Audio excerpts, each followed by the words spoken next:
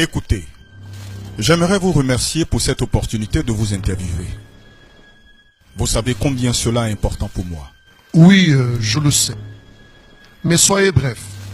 Je suis une personne très occupée.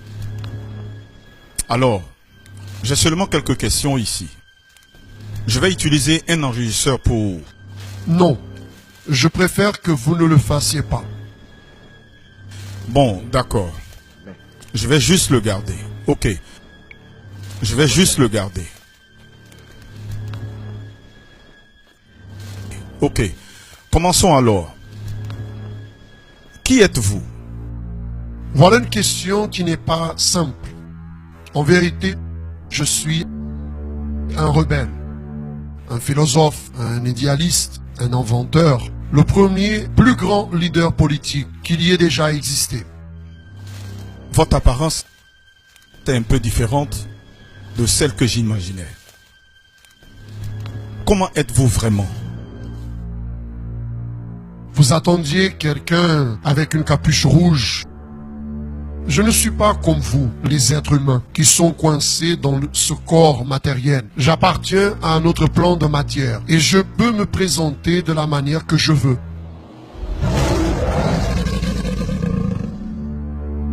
Je peux me montrer comme un ange de lumière, un fantôme, une tentation ou votre frère. Puis-je vous poser une question audacieuse? Quel âge avez-vous? Avez-vous déjà écouté cette musique où quelqu'un dit être né il y a 10 000 ans en arrière?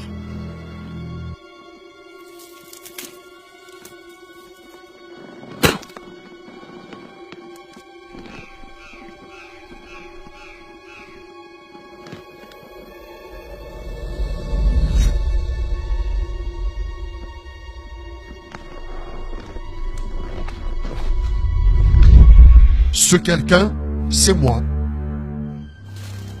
Vous fumez? Qui pensez-vous qui a inventé ceci? Excusez-moi, mais comment puis-je savoir que vous ne me mentez pas? N'êtes-vous pas le père du mensonge? Vous lisez la Bible, jeune homme? Non, non. Oui, je sais que vous ne le faites pas. C'est juste une question rhétorique. Les gens exagèrent un peu les choses à mon sujet. Une bonne partie de ce que je dis est vrai. Cependant, discerner la vérité du mensonge, cela vous revient à vous les êtres humains. C'est vous qui choisissez en qui vous voulez croire. Quelle est votre origine? C'est-à-dire, d'où venez-vous? C'est une longue histoire. Mais je suis un gars intelligent. Il suffit de dire que nous deux, nous sommes enfants d'un même père. Des milliers d'années en arrière, j'occupais un poste très important, une position distinguée. Et alors, j'en ai voulu devenir le chef. J'ai fait ma campagne, vous le savez, de politique. Mais cela n'a pas marché.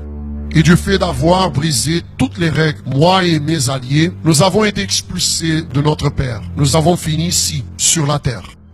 Alors, c'est-à-dire qu'il y a d'autres semblables à vous ici? Tellement que vous n'imaginez pas. Des milliers et des milliers.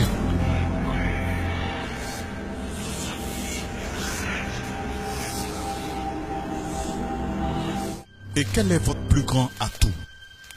Faire les personnes croire que je n'existe pas. Après tout, personne ne se préoccupe avec un personnage folklorique. Et quel est votre plus grand ennemi?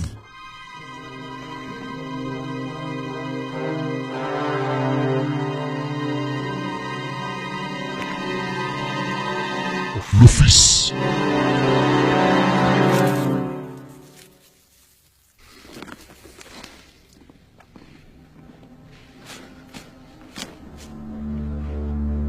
Mais je ne veux pas en parler. D'accord, pas de souci. Alors, répondez-moi, quel est votre plus grand rêve? Être adoré de toutes les personnes, comme le Dieu de ce monde. Pensez-vous vraiment que les personnes vont-elles vous adorer, vous, comme un Dieu? Elles le font déjà. Elles pensent qu'elles adorent Dieu, mais elles adorent de la façon qu'elles le veulent. Ou alors, elles adorent les choses que j'ai inventées. Mais ni tous sont ainsi. Il y a une petite bande d'individus spéciaux que c'est difficile. Continuez. Quelles sont vos stratégies pour réussir cette adoration? Voyez bien, cette adoration n'est pas toujours très claire. Il suffit que quelqu'un se dévie un peu de la vérité et voilà, automatiquement, il devient mon serviteur. Comment ça? Expliquez. J'ai un abordage différent à chaque type de personne. Premièrement, j'ai besoin de connaître son point faible. Puis, à certains, je fournis la gloire, le pouvoir. Ceci mène à la mort, la misère et à la destruction. Aux pauvres, je fournis des superstitions, de la dépravation, de l'ignorance. Aux riches, j'apporte le luxe, la vanité, la débauche. Les intellectuels sont séduits par l'orgueil, concluant que Dieu n'existe pas, ne savent pas l'expliquer avec leur science limitée. De cette façon, ils finissent par adorer la créature au lieu du Créateur. Les vices, les sports, les feuilletons, les jeux, le travail, les drogues. Finalement, tous restent très occupés pour chercher les choses de Dieu. Et la plupart des personnes se vendent pour si peu. Si peu. Comment arrivez-vous à faire tout ça? Ça, c'est un peu difficile d'expliquer. Je n'ai pas l'accès aux pensées des humains. Mais je suis très observateur. Je peux prévoir les attitudes des personnes, de leurs agissements, mots et réactions. Voyez, personne ne vole au hasard. Un jour, elle passe devant une vitrine, regarde, commente, démontre un intérêt. Et à ce moment-là, je crée une opportunité, une situation. Quelques-uns disent que c'est la tentation. En plus de ça,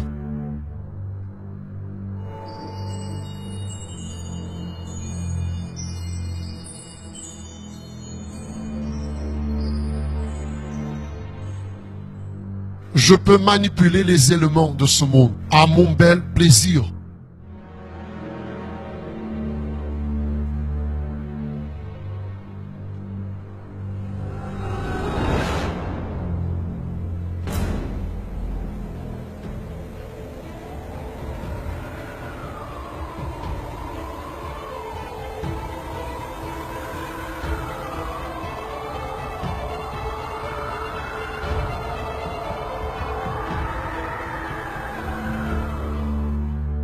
Et puisque je n'appartiens pas au même plan de matière que vous, je ne suis pas donc limité par les lois physiques.